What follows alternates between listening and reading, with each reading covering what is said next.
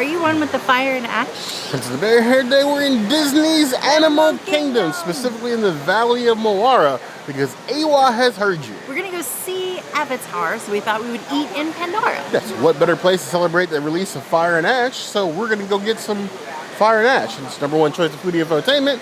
We're here to do things so you don't have to. If she's vegan, I'm not. Let's go fly on the e-crom. It's time to foodie and chill.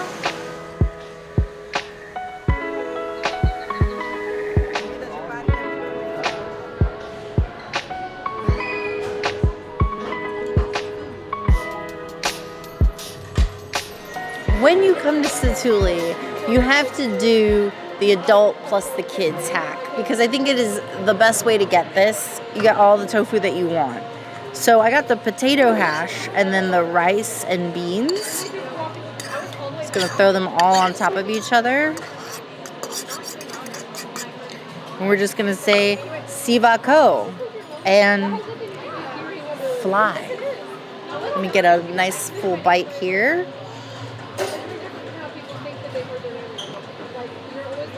I feel like these tofus are looking a little different than before, but cheers.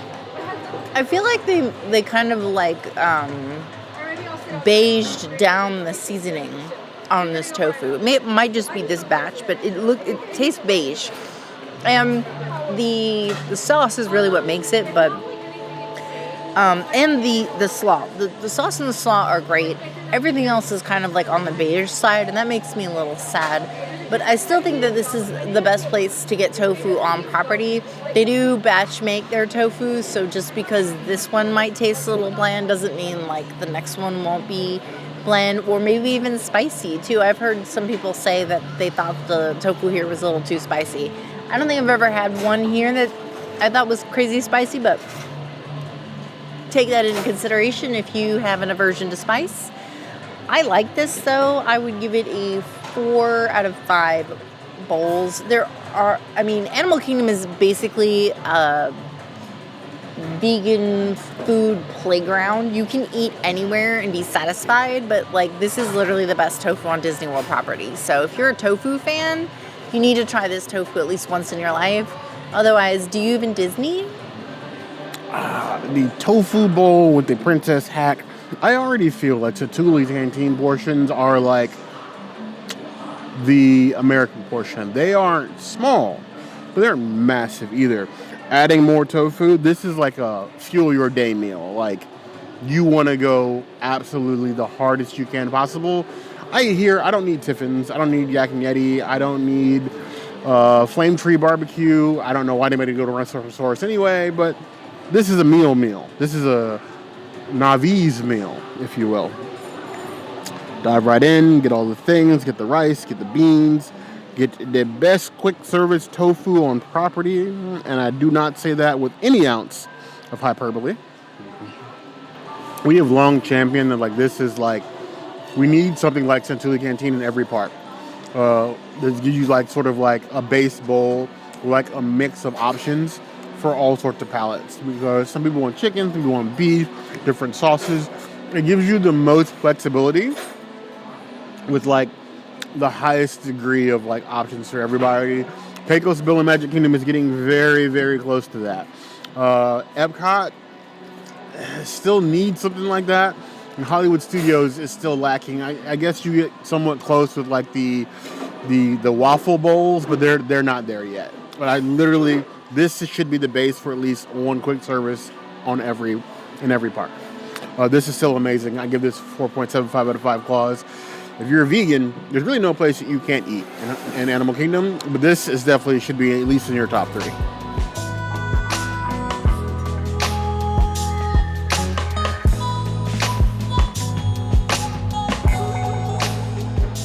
I may be the agent of chaos on this channel, the gremlin.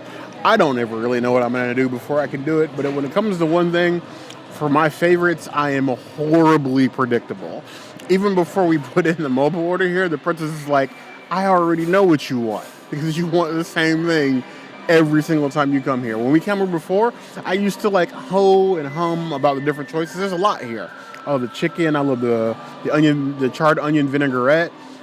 But the Ocean Moon Bowl, ever since that dropped after Way of Water, has been like my tried and true, I need this bowl.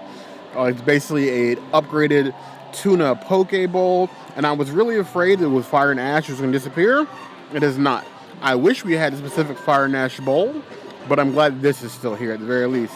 With the blue ocean-colored noodles, huge amounts of tuna, the edamame, the cucumbers, the cabbage. This is my bowl. This is a bowl made and fit for a bear, and this will be my ride or die until the time it rides out of this park. Just as tasty as always. My only critique is I wish I had an option in the mobile order to double my tuna. Other than that, I absolutely love it. This is my favorite meal in all of Animal Kingdom, bar none. The only thing even comes remotely close to this in this park for me is there is they have a Dragon Bowl that I have to modify in Yak and Yeti, and then there's also like a tuna rice bowl that I've gotten there a couple times. I don't know if it's still in the menu, but I just love fish. So as you can see, obviously a quick service bowl of this quality, hard to beat. 5 out of 5 claws. It's on my Mary Ceci's list. There's a reason why I get this most times we come here.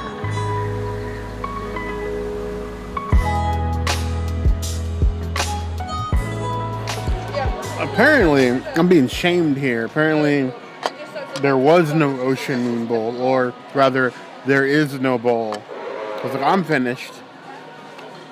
And so is the princess. Who wore it better? If I went to a bigger school. Princess wore it better, always. Comment below who you think did a better job on their plate.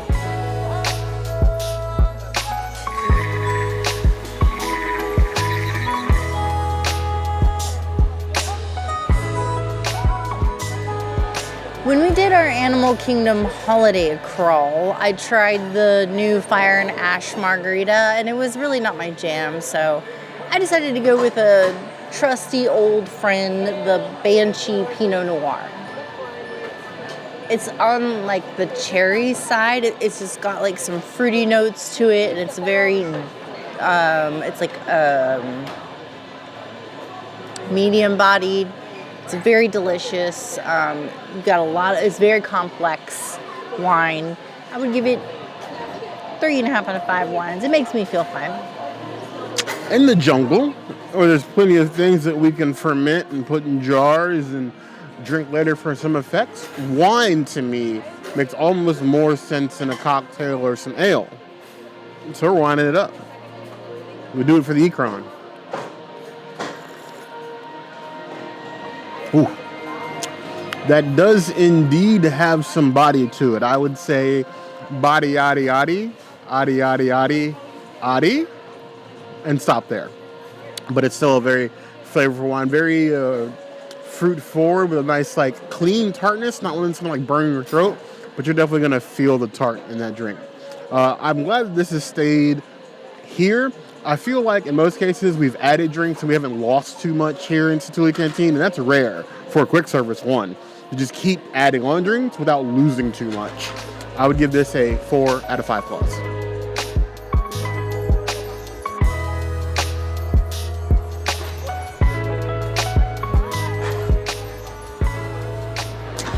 Here in the Valley of Moir, we are indeed in the high country. So what better than a Grog's High Country Ale? Because here we say Sivako, the best green beer outside of St. Patrick's Day. And I mean that 10 toes down. I remember a time when this land opened, every drink was a knock you on your butt drink. Nowadays, cocktails aren't as strong here as they were, say, opening weekend. But the beers have remained consistent. You can't ruin a beer too much. I would give that a solid 3.75 out of 5 claws. It's drinkable, but it's no Safari Amber.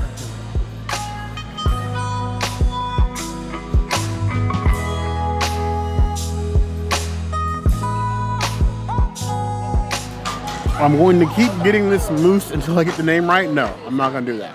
But this is the Mangkwan mousse for Fire and Ash. This is the one new food item that we got for Fire and Ash. And since we're going to see the movie today, and me eating it for the second time, I figure I might as well get it so I have a full understanding of what this tribe is about before we go into the movie.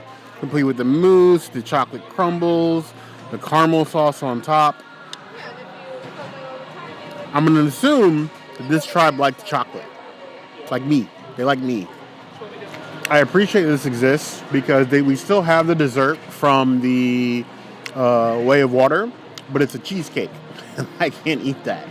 So the fact that I do have a dessert here in the rare times that I'm craving dessert is nice. It's a nice bouncy mousse. It almost has like a soft marshmallow texture, but it's definitely like a chocolate mousse. The crumbles are nice. The caramel is just enough without being too much. I would still share this if I could, but it's a tasty dessert. I would give it 3.75 out of 5 paws.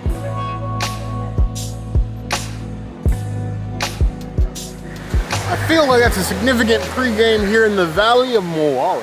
I love that we didn't know what to eat at Disney Springs. We just decided to come to Animal Kingdom instead. That was really the best fit. There's something unique and very Orlandian about being able to come here, hang out in Pandora, and then go see the movie at Disney Springs.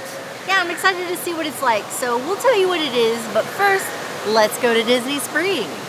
Hey! It's time for some Ecrons, Avatars, and World of Pandora. So we're at the Disney Springs. We marathon 1 and 2 of the Avatar. We did the Way of the Water. We played in the Valley of Moara. We got some food. Now it's time to watch the movie. And then we're going to tell you what we think afterwards. So let's go. Sivako. Sivako!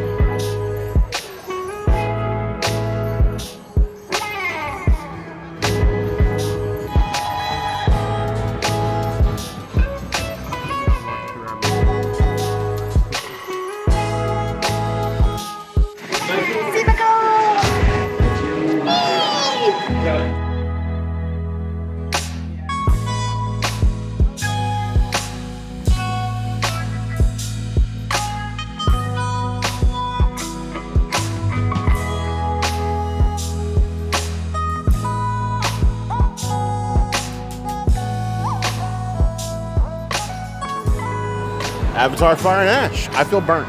I feel like it was like the second movie. I like my food in Pandora more than I like the movie. The movie, I've always felt like theatrical releases of the Avatar movies are cut very strange. There's a lot of like hard cuts to like jumps in exposition And it's an entertaining movie, but it felt like the second movie and then the second half or the third half of the first movie put together. It's like a rehash almost. For me, it just mostly felt like the second movie, just retold with a different overlay. It feels like a conclusion of a trilogy, if you want to call it that. Obviously, James Cameron thinks there's going to be a couple more. Maybe this movie will make $1 billion, maybe it won't. It was entertaining. We'll probably watch it again when it's on Disney Plus. Yes. I don't think we're coming back to the theater to see it again. No. It's not one of those. Not one of those. But it was an awesome time, like showing you guys, obviously hanging out in Pandora, then taking that and transitioning right into the movie. It was a great time. Yeah. I just wish I had a very, bigger bladder, basically. Well, and we binged the first two before we came, so that was fun too. That's a whole Avatar day, basically. But we want to know what you guys think. Did you enjoy coming along with us to eat the Avatar food? And come to see Avatar 2 movie with the review? Let us know in the comments below. As always, if there's anything else you can see us do, that will always be the place to find us. Hit the notification bell if you want to see other videos like this, and we have new videos 5 days a week, Monday, Tuesday, Wednesday, Thursday, Sunday.